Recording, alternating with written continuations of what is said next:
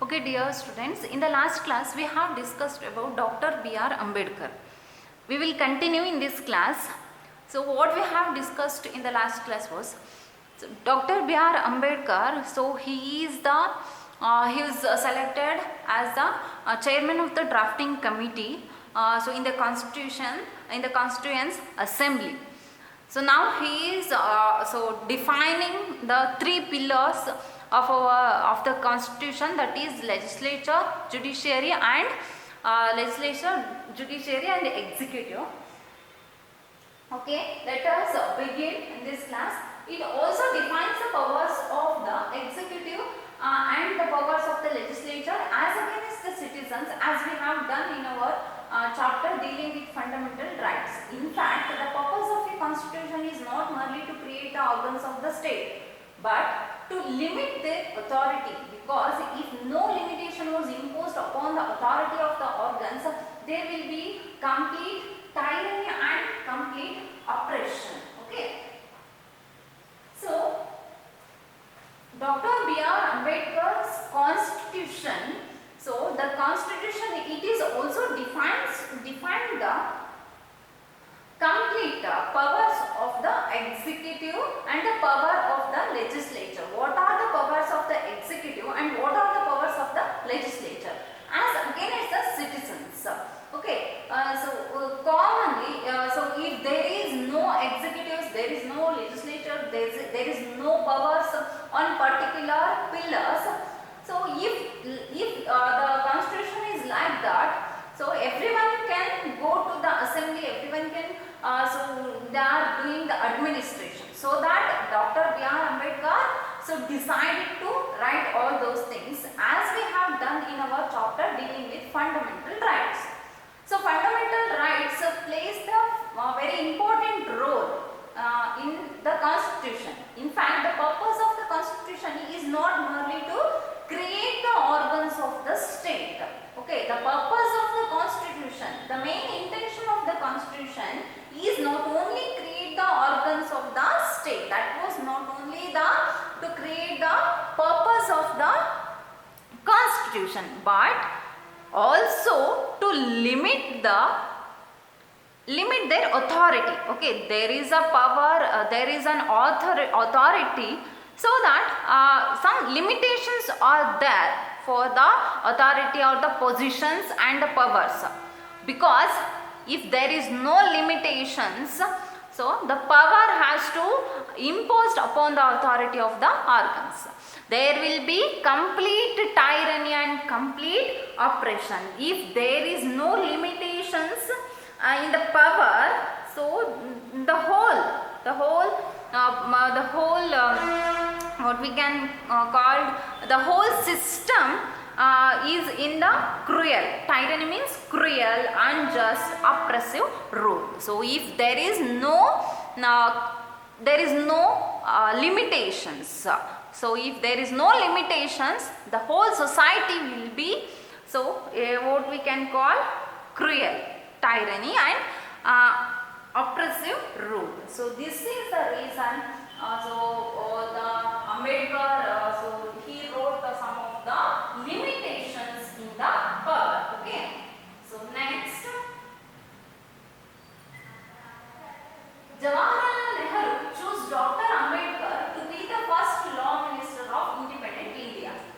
This was a recognition of Dr. Ambedkar's skills in the field of law and legislation, as also a tribute to his vision of social justice, a vision which was sought to be infused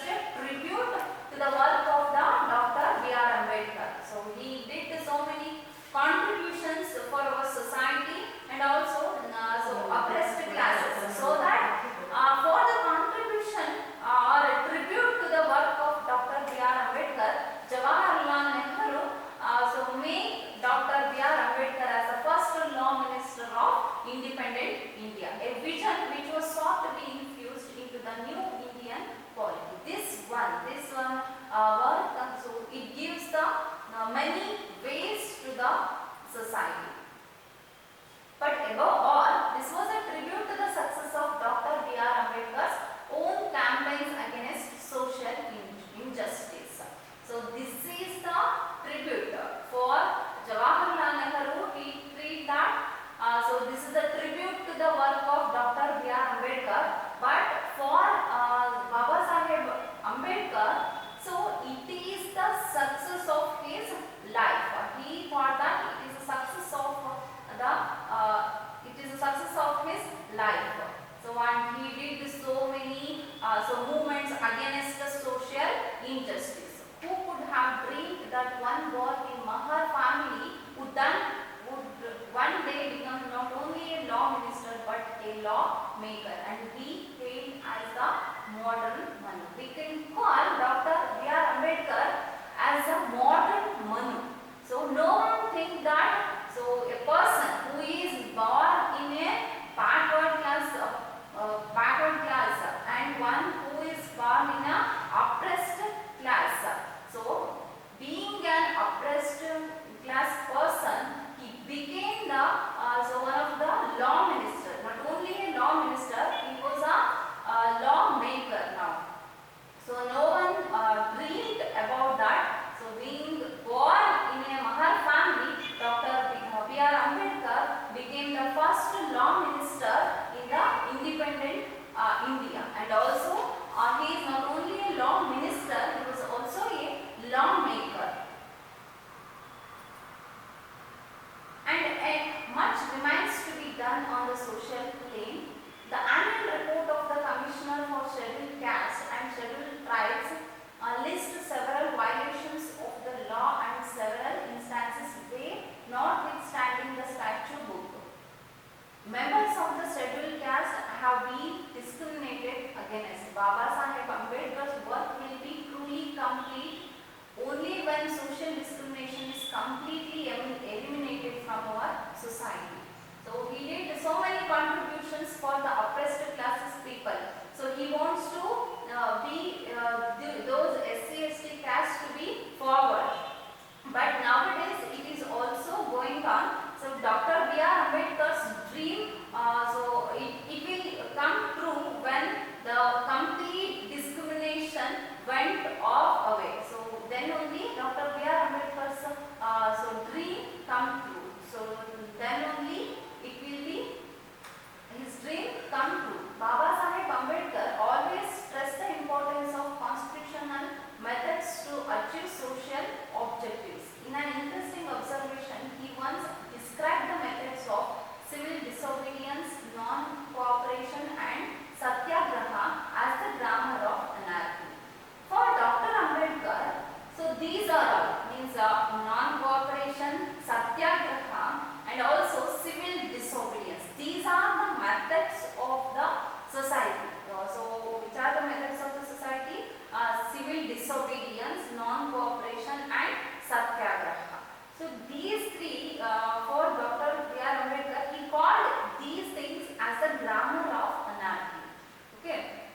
The observation assumes importance in the context of public agitation in free India. It is one thing to utilize these methods in a struggle against an alien power. Alien power means it is not possible. So what is not possible? So the discrimination is not went off. But still Dr. B.R. Ambedkar he struggles against that alien power. That alien power means that is discrimination, that is not going on. So that he struggled against that alien power.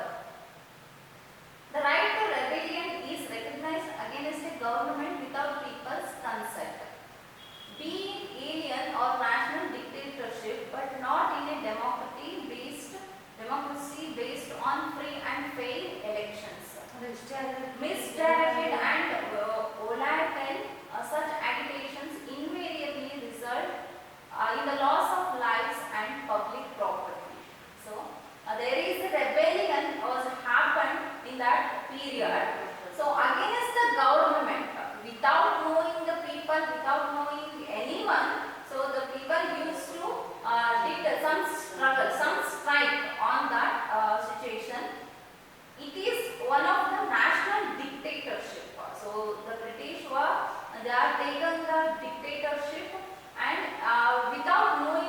people, so some of the people were doing some movement, so that misdirected the and violated to the people. So it loss of many lives and public property loss. So that movement, only through that movement, so the people lost their property and also their lives. So the innocent people, so they lost their lives through the that movement.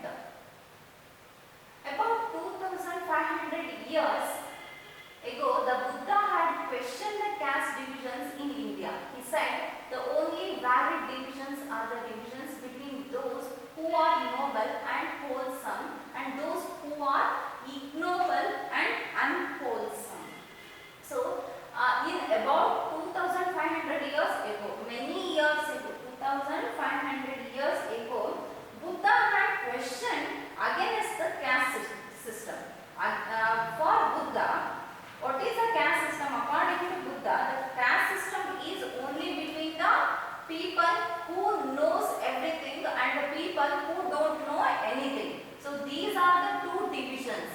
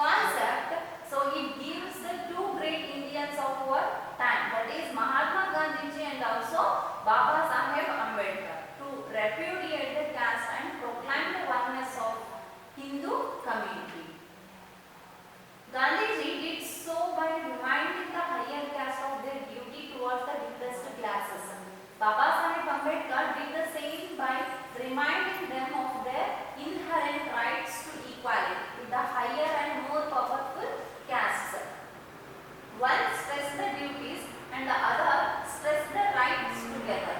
They brought about a veritable revolution in social thought. Gandhiji did so many reminding of higher caste of their duty towards the depressed classes. So Gandhiji, his only one thought is to help the others and don't discriminate the people. So this one is the thought in his mind. Baba Saheb Ambedkar, he did the same by reminding them their inherent rights to equality with a higher and more powerful caste. He is not the opposite of the upper caste. Okay, he was not against the upper caste, but we should treat equally to the oppressed class people. Don't discriminate and don't differentiate the others. One stress the duties and other stress the rights together. One, that means upper class people stress the duties and other lower caste people stress the rights together. They brought about a veritable revolution in social thoughts. When Baba Saheb passed away in December 1956, Jawaharlal Nehru made a moving reference in the Lok Sabha. Okay, when Baba Saheb Ambedkar, so he passed away. Unfortunately, we lost the greatest personality, and our country lost his own son on that day. That is December 1956. Jawaharlal Nehru made a moving reference in the Lok Sabha. So Jawaharlal Nehru, in the remembering of Dr. B.R. Ambedkar, so in Lok Sabha, he remembered Dr. Baba Saheb Ambedkar, describing Baba Saheb as a symbol of revolt. Okay, greatest word. Jawaharlal Nehru called Baba Saheb Ambedkar a symbol of revolt. He said, I have no doubt that whether we agree with him or not in many matters, that perseverance and persistent is and that. So sometimes both are arguing that. So we never equally here.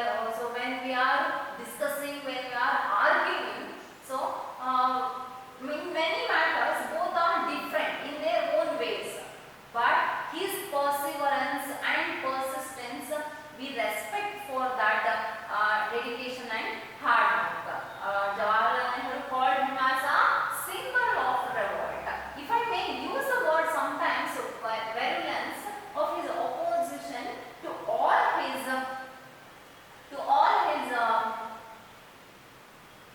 this did keep the people's mind awake and did not allow them to become complacent about matters which could not be forgotten, and helped in rousing up those groups in our country which had suffered for so long in the past. It is therefore sad that such a prominent champion of the oppressed and repressed in India, and one who took such an important part in our activities, has passed away. So finally, Jawaharlal Nehru, so he did his condolences towards the Dr. B.R. Ambedkar. He remembered his achievements and he remembered his his contribution to the society. What are the sufferings he faced, what are the difficulties he faced in his life. He remembered everything, and he thought, and he called him as a prominent champion of the oppressed and depressed classes in India. And he is a person with all the respect. He passed away. He said like this. There can be no doubt that the day is not far off when Baba Saheb Ambedkar's dream of Samata will become a reality. Okay.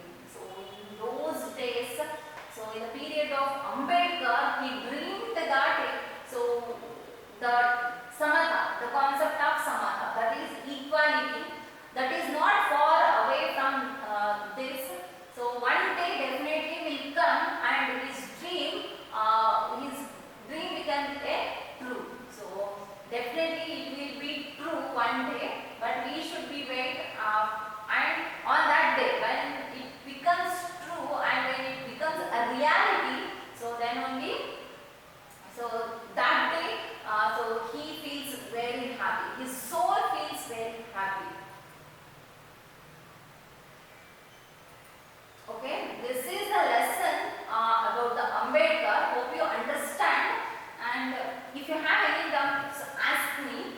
and question and answers as usual. So I will send the PDF. You should write and read carefully because this is a very important lesson. Thank you, dear students.